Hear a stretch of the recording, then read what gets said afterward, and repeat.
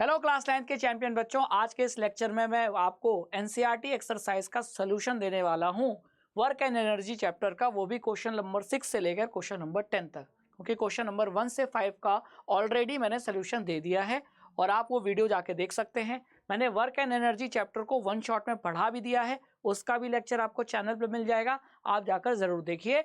और आप जब एनसीईआरटी एक्सरसाइज के क्वेश्चन सॉल्व करते हैं तो आपका आंसर सही है कि नहीं, इसको जानने के लिए ही मैं ये सोल्यूशन का वीडियो बना रहा हूं आपके लिए। ठीक है, तो चलिए स्टार्ट करते हैं। सबसे पहले हम स्टार्ट करेंगे क्वेश्चन नंबर 6 से। ठीक है, तो क्वेश्चन नंबर 6 का जो आंसर होगा, आइए देखते हैं क्वेश्चन नंबर 6 है क्या। तो ये रही एनसीईआरटी, और एनसीईआरटी में जब ये क्वेश्चन नंबर 6 हम देखेंगे वर्क एंड एनर्जी का, तो यहाँ लिखा है the potential energy of a freely falling object decreases progressively, does this violate the law of conservation of energy? Why? यानी अगर कोई ऑब्जेक्ट फ्री फॉल करके नीचे गिर रहा है, उसकी हाइट कम हो रही है, तो उसकी पोटेंशियल एनर्जी लगातार कम हो रही है, डिक्रीज हो रही है, तो क्या इस केस में वो law of conservation of energy को वायलेट कर रहा है? आइए देखते हैं। तो सबसे पहले आप ये देखिए कि अगर कोई ऑब्जेक्ट फ्री फॉल कर रहा है, वो फ्री फॉल करके ग्राउंड पे गिर रहा है, तो लगातार उसकी हाइट क्या हो रही है? उसकी हाइट कम हो रही है ना। और हाइट कम होने की वजह से उसकी पोटेंशियल एनर्जी कम हो रही है, लेकिन वो एनर्जी ट्रांसफॉर्म भी तो हो रही है काइनेटिक एनर्जी में। तो अगर हम सबसे टॉप पर देखें, जहां से उसको ड्रॉप किया था हमने, सारी की सारी एनर्जी किस फॉर्म में थी? पोटेंशियल एनर्जी के फॉर्म में। लेकिन जैसे जैसे वो नीचे आएगा, उसकी पोटेंशियल एनर्जी कन्वर्ट होती जाएगी काइनेटिक एनर्जी के फॉर्म में, है ना। तो पोटेंशियल एनर्जी कम होती जाएगी, काइनेटिक एनर्जी बढ़ती जाएगी, और जब बिल्कुल ग्राउंड पे आ जाएगा, जहां उसकी हाइट 0, तो पोटेंशियल एनर्जी 0 हो जाएगी, लेकिन काइनेटिक एनर्जी इक्वल हो जाएगी टोटल एनर्जी के। यानी दोनों एनर्जी का सम आपको हमेशा कांस्टेंट मिलेगा। जैसे पहले पोटेंशियल एनर्जी कितना था? 100, बाद में ये मान लेते हैं 50, आधे रास्ते पर ये 50, ये 50, और बाद में जब वो ऑब्जेक्ट ग्राउंड पर पहुंच गया तो पोटेंशियल 0 हो जाएगा, लेकिन काइनेटिक एनर्जी अब 100 हो जाएगी। तो हमेशा वैल्यू 100 के इक्वल है कि नहीं, यानी टोटल एनर्जी हमेशा कंजर्व रहेगी। तो आप यहाँ क्या लिखोगे? आप यहाँ लिखोगे कि during the free fall of the object law of conservation of energy is never violated. ठीक है, during free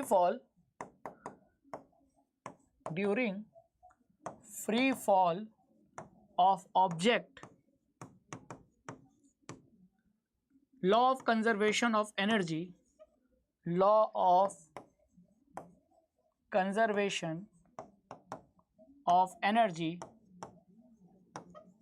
is never violated। ये लॉ तो वायलेट हो ही नहीं रहा है। क्यों? बिकॉज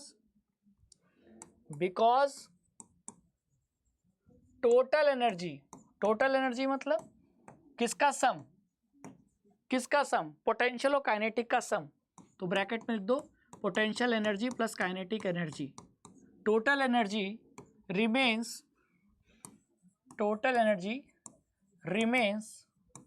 कांस्टेंट, क्योंकि टोटल एनर्जी हमेशा क्या है? कांस्टेंट है, फिक्स है, ना एनर्जी बढ़ रही है ना घट रही है, टोटल एनर्जी कांस्टेंट है। जब वो एकदम टॉप पे था तो सारी एनर्जी कितनी थी? 100। जब वो बीच में आया एकदम h/2 हाइट पर, तो उसकी एनर्जी आधी आधी हो गई। पोटेंशियल एनर्जी कम हो रही है 100 से 50, तो 50 कहाँ गई? काइनेटिक एनर्जी में कन्वर्ट हो गई। तो अभी भी दोनों का सम 100 है, और जब वो नीचे आ गया तभी भी दोनों का सम 100 है ना। तो यानी कि टोटल एनर्जी हमेशा कंजर्व्ड है, और इसीलिए इसका मतलब एनर्जी कभी भी वायलेट नहीं हो रही, law of conservation of energy violate नहीं हो रही। ठीक है, ये रहा क्वेश्चन नंबर 6 का आंसर। अब आ जाते हैं हम क्वेश्चन नंबर 7 के आंसर पे। क्वेश्चन नंबर 7 क्या बोल रहा है? What are the various energy transformation that occur when you are riding a bicycle? जब आप बाईसाइकिल चला रहे हो तो एनर्जी का जो ट्रांसफॉर्मेशन हो रहा है वो बताओ। तो जब हम बाईसाइकिल चला रहे हैं बच्चों, तो हमारे पास एनर्जी कहाँ से आ रही है? मसल्स में जो एनर्जी है। खाना खा रहे हैं तो हमारे फूड से हमको क्या मिल रही है? एनर्जी। तो वो एनर्जी हमारे मसल्स में है, और मसल्स के मूवमेंट से हम साइकिल चला रहे हैं। तो यहाँ एक चीज़ है कि हमारी जो बॉडी में जो मस्कुलर एनर्जी है ना, वो मस्कुलर एनर्जी ही ट्रांसफॉर्म हो रही है किस में? अब साइकिल चल रही है तो कौन सी एनर्जी होगी? मूविंग ऑब्जेक्ट में कौन सी एनर्जी होती है? Kinetic energy. तो जो हमारे मसल्स में जो एनर्जी थी, मस्कुलर एनर्जी, वो कन्वर्ट हो गई किस में? काइनेटिक एनर्जी में। ठीक है। और हो सकता है कि आप साइकिल चलाते चलाते आपको पसीना आ रहा है, शरीर गर्म हो गई, यानी थोड़ा बहुत किस में भी कन्वर्ट हो गया? हीट में। तो यहां मैं हीट भी लिख सकता हूं। तो सही आंसर तो यही है कि जब हम बाईसाइकिल चला रहे हैं तो एनर्जी का जो ट्रांसफॉर्मेशन हो रहा है वो muscular energy to kinetic energy plus heat energy हो रहा है। क्योंकि हम साइकिल चला रहे हैं, साइकिल चल रही है, मोशन में है, तो इसका मतलब काइनेटिक एनर्जी है। और हम साइकिल चला रहे हैं, हमारी शरीर गर्म भी तो हो रही है, थक रहे हैं, पसीना निकल रहा है, तो इसका मतलब थोड़ी बहुत मस्कुलर एनर्जी किस में भी कन्वर्ट हो गई? हीट में। तो ये रहा आपका क्वेश्चन नंबर 7 का आंसर। ठीक है, चलिए अब आगे चलते हैं, क्वेश्चन नंबर 8 को सॉल्व करते हैं। क्वेश्चन नंबर 8 में क्या बोला है? Does the transfer of energy takes place when you push a huge rock with all your might and fail to move it, where is the energy you spend going? यानी एक बड़ा सा पत्थर था, बड़ा सा, आपके शरीर से 10 गुना बड़ा, और आप उसको पुश कर रहे हो, एनर्जी देकर पुश कर रहे हो, ठीक है, लेकिन आप वो मूव नहीं कर पा रहे, आप उसे हिला नहीं पाए, है ना? Where is the energy you spend going? तो आपने जो एनर्जी खर्च की वो गई कहाँ? तो जरा सोचो, जरा सोचो, आप महाबली हो, थंगबली हो, और जमीन पर एक बहुत सा बड़ा पहाड़ रखा था। अब आप यहाँ खड़े होकर, आप इस पहाड़ को क्या कर रहे हो? धक्का दे रहे हो और एनर्जी लगा रहे हो। तो आपकी जो एनर्जी है वो कहीं खो जाएगी क्या? नहीं, एनर्जी हमेशा कन्वर्ट हो जाती है, ना वो इंक्रीज होती है ना डिक्रीज होती है। तो आपने जो धक्का देकर पहाड़ को हिलाया, लेकिन हिला नहीं पाए, कोशिश नहीं कर पाए, और ये पत्थर, ये पहाड़ अपनी जगह पर ही है ना? तो फिर आपकी एनर्जी गई कहाँ? तो आप 1 घंटे से उसे पुश कर रहे थे, पसीना निकलने लगा, थक गए, शरीर गर्म हो गया है, क्योंकि आपने वर्क किया, करने की कोशिश की, है ना? तो आपकी जो एनर्जी है वो किस में कन्वर्ट हो गई? हीट में कन्वर्ट हो गई। ठीक है, तो energy, does the energy transformation of energy when you to huge rock with all your might and fail to move it, where is the energy you spend going? तो आपकी जो एनर्जी है वो खर्च हो जा रही है किस में? बॉडी को हीट करने में, है ना? तो एनर्जी यहां मैं लिख सकता हूं,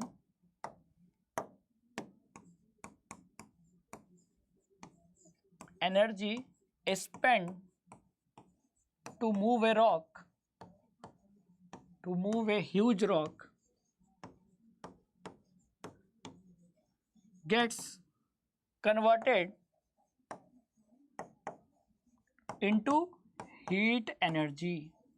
किस में कन्वर्ट हो गई? आपने जो एनर्जी लगाई वो हीट एनर्जी में कन्वर्ट हो गई, जिससे आपकी बॉडी गर्म हो गई है, आपकी बॉडी हीट फील कर रही है ना? ये आपका इस क्वेश्चन का आंसर है। डन? समझ में आई बात? आगे चलें। चलिए क्वेश्चन नंबर 8 के बाद आ जाते हैं क्वेश्चन नंबर 9 के सोल्यूशन पे। क्वेश्चन नंबर 9 में क्या बोला है? A certain house hold has consumed 250 units of energy during a month, how much energy is in this joule? यानी एक घर में कितने यूनिट बिजली कंज्यूम हुई? 250 यूनिट ऑफ एनर्जी कंज्यूम हुई है। तो आपको ये बताना है कि अगर एक महीने में 250 यूनिट 250 यूनिट एनर्जी कंज्यूम हुई है तो ये जूल में कितना है? तो बेटा पहले ये समझो कि 250 यूनिट किसे कहते हैं? आपने देखा होगा घर में जो बिजली बिल है वो यूनिट के हिसाब से पे करते हैं। तो पहले ये समझना पड़ेगा कि 1 यूनिट किसे कहते हैं। तो 1 यूनिट मतलब 1 किलोवाट आवर,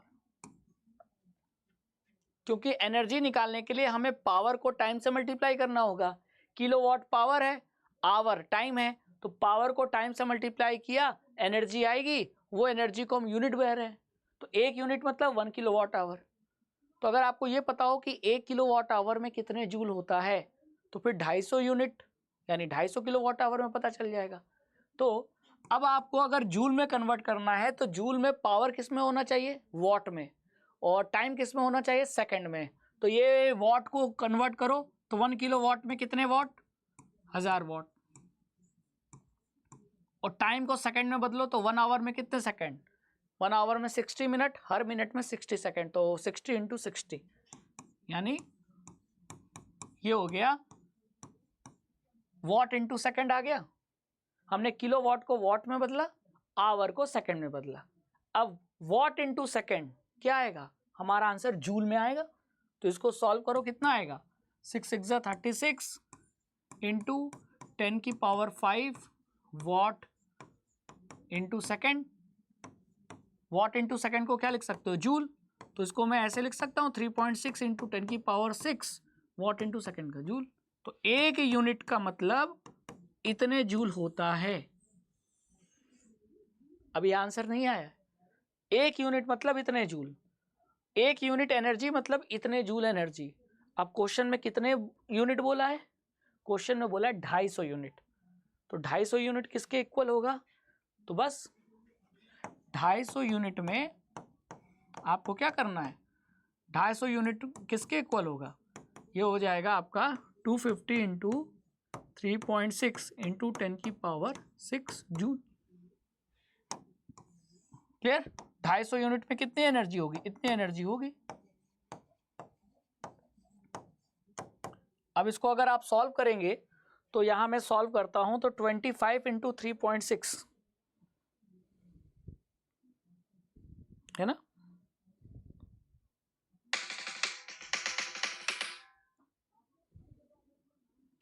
ये क्या हो गया 250 इंटू 3.6,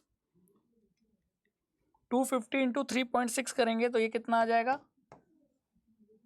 900, और 900 ये हो जाएगा 20, ये 10 की power 8 joule.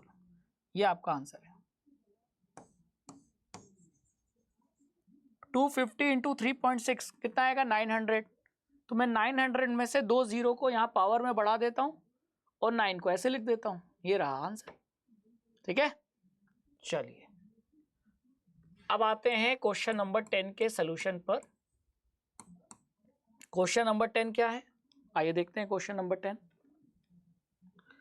N object of mass 40 kg is raised to a height of 5 metre. 40 kg का एक ऑब्जेक्ट है, उसको हमने 5 मीटर ऊपर हाइट में ले गए। What is it's potential energy, तो उसकी पोटेंशियल एनर्जी कितनी है। फिर अगर ऑब्जेक्ट को हम फॉल करा देते हैं और ऑब्जेक्ट अपने टोटल हाइट के आधे हाइट पर आ जाता है, तब उसकी काइनेटिक एनर्जी कितनी होगी। ठीक है, चलो तो सॉल्व करते हैं, बहुत सिंपल क्वेश्चन है। पहले क्वेश्चन में देखो कि गिवन क्या है, गिवन क्या है, तो गिवन है मास कितना दिया है 40 kg दिया है, मास है 40 kg। हाइट कितना दिया है, हाइट दिया है 5 मीटर।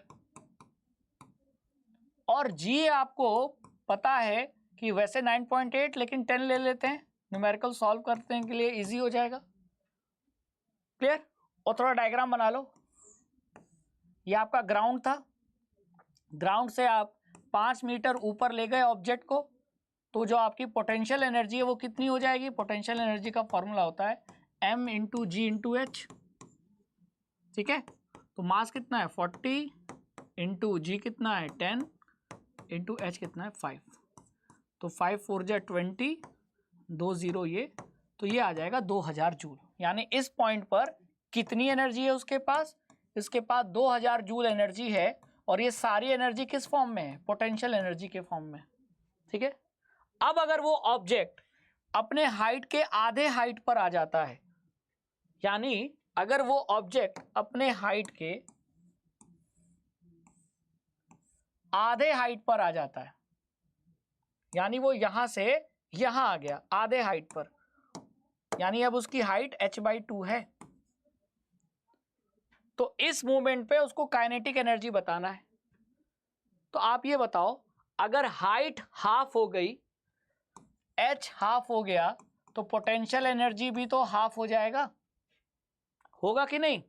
तो पोटेंशियल एनर्जी था कितना, पोटेंशियल एनर्जी था 2000 जूल। जब वो आधे हाइट पे आया तो उसकी पोटेंशियल एनर्जी आधी हो गई, क्योंकि हाइट आधा हो गया। तो 2000 का आधा यानी 1000, ये हो गया पोटेंशियल एनर्जी। लेकिन हमको ये पता है कि एनर्जी हमेशा कंजर्व रहती है, यानी अगर पहले 2000 थी तो अभी भी वो 2000 होगी। तो अगर पोटेंशियल एनर्जी 1000 है तो बाकी 1000 कहाँ गया? बाकी 1000 आपका काइनेटिक एनर्जी के फॉर्म में कन्वर्ट हो गया। किस फॉर्म में? काइनेटिक एनर्जी के फॉर्म में। तो अभी भी दोनों का सम कितना आएगा? 2000। पहले भी 2000 था, लेकिन पहले काइनेटिक एनर्जी 0 थी, सारी की सारी 2000 पोटेंशियल के फॉर्म में थी। जब वो आधे हाइट पे आया तो आधी पोटेंशियल एनर्जी काइनेटिक में बदल गई, यानी 1000 काइनेटिक में बदल गया और ये कितना बचा रह गया? सिर्फ 1000। तो आधे हाइट पर उसकी काइनेटिक एनर्जी कितनी है? 1000 जूल, है ना। तो हमसे यही पूछा था कि आधे हाइट पर उसकी काइनेटिक एनर्जी कितनी होगी। तो आंसर है एट हाफ द हाइट के आधे पर उसकी काइनेटिक एनर्जी ऑब्जेक्ट की कितनी होगी? टोटल का हाफ, है ना, वो होगा 1000 जूल। टोटल कितनी थी? 2000। 2000 में आधी बची तो आधी कन्वर्ट हो गई काइनेटिक में। ये रहा आपका इस क्वेश्चन का आंसर। ठीक है, तो इस तरीके से हमने क्वेश्चन नंबर 10 को सॉल्व कर लिया है। तो आज के इस वीडियो में आपको क्वेश्चन नंबर 6 से 10 तक का मैंने आपको दे दिया है सोल्यूशन। ठीक है, और इसी तरह बाकी एनसीईआरटी के एक्सरसाइज का भी आपको सोल्यूशन मिल जाएगा, और इसी तरह आपको बाकी चैप्टर का वन शॉट भी मिलेगा, और उनके क्वेश्चन के एनसीईआरटी क्वेश्चन के आपको सोल्यूशन भी मिलेंगे। बस आपको चैनल पे बने रहना है और सारे वीडियोस को एंड तक जरूर देखना है। Thank you so much.